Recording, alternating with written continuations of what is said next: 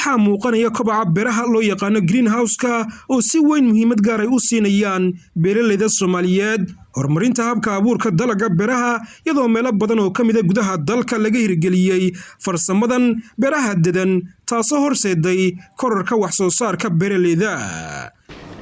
in la casriyeeyo nidaamka waxbeerashada maadaama dunidu ay isbedel ku socoto oo shalay meeshii la joogay maanta aan la joogin ay dunidu isbedel ku yimid beeruhuna saasoo kale isbedel bay la yimaadeen oo adduunyadu way ka tagtay meeshii shalay iyo qaabkii shalay wax loo beerinayay marka in la casriyeeyo beeraha oo yaani markii la casriyeynayo waxyaabo fara badan oo faa'iidooyin ay leedahay tusaale ahaan oo kale hadii beeraha noocna nidaamkan casriga loo guuro waxyaabaha laga faa'iideeyo ugu waaweyn waxa kamid ah in hawshu ay fududaato lambarka labaad wax soo saarku inuu bato lambarka saddexaadna in biyihii la tashiilo nidaamka biyo waraabka biyaha laga faa'iideysto nidaamka hore farag irrigation-ka la oran jiray la isticmaali jiray ilaa hadda la isticmaalay loo badnaa wadankeenu caqabado badan buu leeyahay horena u lahaa oo ay koow ka tahay waa nidaam lagu daalayo oo yaani beerta marka laga shaqeynayo shaqaale fara badan iyo waqti fara badan bay ka qaadanaysaa tan labaadna biyaha way khasaarayaan oo biyo fara badan baa ka khasaaraya hadii مثلا oo kala beerta kanaalo ayaa la dhexmarinaya oo kanaaladaas biyaha markii loo isticmaalayo kanaalka markii biyaha lagu soo furo biyaha intay beertu cabayso ama geedku isticmaalay ama dhirtu isticmaalayso waxa ka badan inta khasaaraysa laakiin nidaamkan casriga ee beeraha maadaama drip irrigation ka la isticmaalay inta ugu badan biyaha ayuu badbaadinaya oo tusaale ahaan oo kale biyo khasaaraya ma jiraan tusaale waxa kamid ah geed kasta dhibicda biyaha ay u baahan tahay waxa ugu dhacaya hoosteeda labada geed ama geed ilaa geed inta u dhaxaysana wax biyo oo ku khasaaray ma jiraan tan kalena wax soo saarka ayay qayb ka tahay oo waxa ka soo wax soo saar badan markii la isticmaalay nidaamkan casriga ee beeraha ayaa nidaamkii hore ka soo wax soo saar badan dhul aad u kooban oo aad u yar baa waxa laga soo saari karaa wax laga soo saari jiray dhul aad u weyn dalbilow ka mid ah shirkadaha ka shaqeeya arrimaha beeraha milkiyadiisuna ay leeyihiin dhalinyaro Soomaaliyeed oo ku wax bartay dalkii dibadiisa ayaa dhowrkii sane la soo dhaafay door wanaagsan ka qaadanaya beerashada noocyada kala duwan ee dalagga oo qudaartu ay ugu horeyso waxayna ku guuleysteen in meelo badan oo Muqdisho ay ka mid tahay gobolada dalka ka hirgeliyaan hab beerashadan casriga ee greenhouse-ka markii aan aragnay in beeruhu yaani nidaamka beeraha ee wadanka uu yahay mid macnaha aan yaani wax soo saarkiisu uusan ku filaan karin hadii sidii shalay wali loo isticmaalo ayaa waxa la go'aamiyay shirkadda dalbil in la asaaso taasoo ma aragtay lagu aasaasay dhalinyaro ama ay aasaaseen dhalinyaro khubaro ah oo bartay cilmiga beeraha isla markaana dalka iyo dibadda wax ku soo bartay oo aqoontoodu ay tahay 100% cilmiga beeraha sababihii loo aasaasay marka taas ka mid ah nidaamkan cusub ee casriga ah waxa uu yahay oo kii hore kaga duwan yahay waxa ka mid ah waxa la isticmaalayaa macnaha tubooyin casri ah la isticmaalaya markii la rabo beerta in la waraabiyo nidaam casri ah oo macnaha tubooyin ayaa la isticmaalayaa markii nidaamkaas la isticmaalayo qaabka biyo waraabintu way ka duwan yihiin qaabkii hore qaabka wax soo saarkuna uu ka duwan yahay wana ka fara badan yahay qaabkii hore la isticmaali jiray sidoo kale waxyaabaha aan qabanno oo yaani beeraha aan hadda aan sameynay casriga waxa kamid ah waxa loo yaqaan greenhouse-ka ama beerahan oo dadan beeraha dadan mesela oo kale waa beer dadan oo guri oo kala ah inkastoo ay kooban tahay yaani qofku hadduu badsado kale waxay soo saaraysaa wax ka badan wixii hore ay soo saari jirtay beeraha yaani nidaamka hore loo isticmaali jiray hadii yaani quantity-ga ama tirada la badiyo tan kalena way ilaashantahay way xadidan tahay waa sida guri ilaashan oo kale beeruhu waxay ka mid yihiin keedka baaxadda leh Soomaali leedahay beertu waa hab abuuridda xanaanaynta iyo soo saaridda dhir laga sameeyo cunto daawo iyo waxyaabo kale oo la halmaala tani waxay fursad shaqo u noqotay dhalinyaro badan oo Soomaaliyeed kuwaas oo door ka qaadanaya wax soo saaridda dalagga dalka markaan hadda bilaabaynay shirkaddan qudaarta inta ugu badan qaar ahaan in badan oo kamid ah qudaarada hadda waxyaabaha anagu hadda ka shaqeynaa waxa kamid ah midna kale yaanyada waaweyn ee maaragtay sibirsaanta la yiraahdo iyo dalagyada yar yar ee maaragtay cash crop ka la yiraahdo inta ugu badan soo saarnaa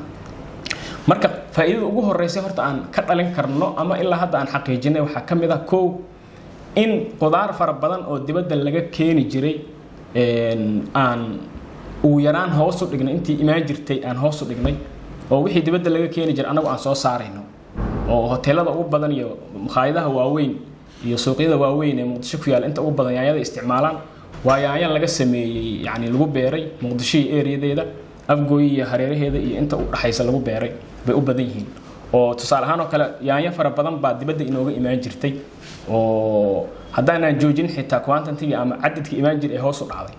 marka waxaan ku rajo weynahay boqolkiiba boqol ah inaan haddii la iskaashto beeralaydu keligeen ma aha dad kale oo beeraha ka shaqeeya jira haddii la iskaashto inaan mar ugu dambeyn meesha ka saari doono dadkaasi dalagyada kale dibadda nooga keenayo qodobka labaad ee faa'iidada yihiin ilaa hadda xaqiijina waxaa ka mid ah in dad fara badan oo maaragtay markay jaamacadaha soo dhameeyaan xafiis dawladeed ama xafiis hay'adeed raadsan jiray inay maanta arkeen in dhulka wax laga soo saari karo habbeerashadan cusub ayaa lagu tilmaamay inay tahay mid qofkaan haysan dhul baaxad weyn u sahlaysa in dhul baaxadiisu ay yar tahay uu ku beeran karo noocyada kala duwan ee dalagga dalka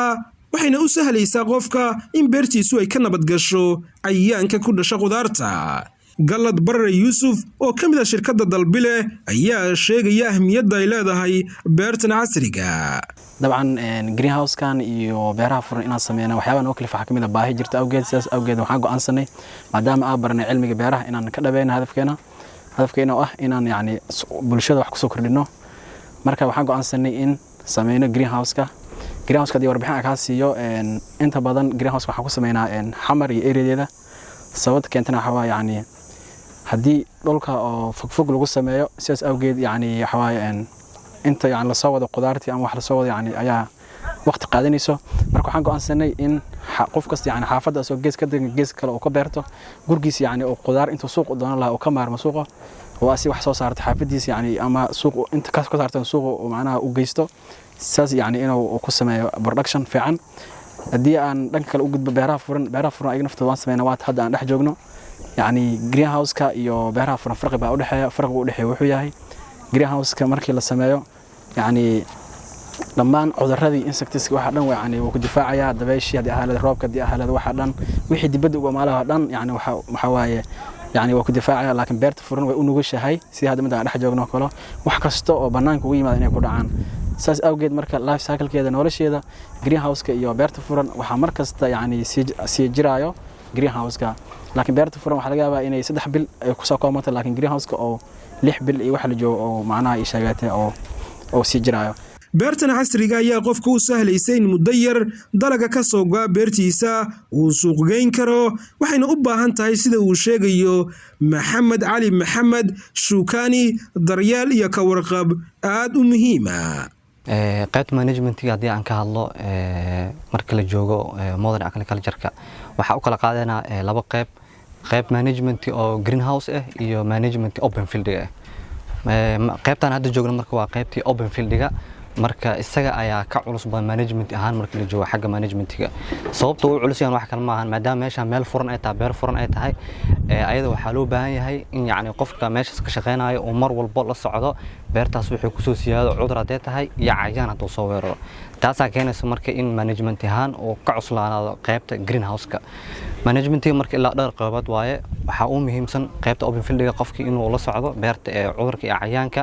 taasoo uu adeegsanaya marka sumihii markaas suitable ku ah oo ku habboon yacni cudurkaas ama cayayaankaas soo weerar beerta sidoo kaleeto management waxaa ka mid ah in geedihii oo kale markay xoogaa isku baxaan sidaan oo kaleeto in pruning lagu sameeyo oo la kala jarjaro si geedka uu helo aeration hawo fiican uu helo qayb ka mid ah management ay ka mid tahay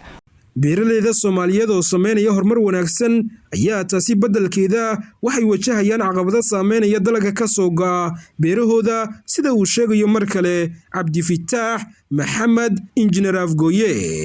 waa ayaan daro maanta qudaaraha qaarkood yani waxa laga yaabaa wixii 2,000 ama 1,000 shilin la gadi jiray in $1 marayaan anagoo Muqdisho joogno xaruntii wadanka ah isla markaana labadii shabeelle u dhaxaysa xabad camba inuu $1 tago hal xabo camba inuu $1 tago 3,000 4,000 la gadi jiray waxa keenay waa la garan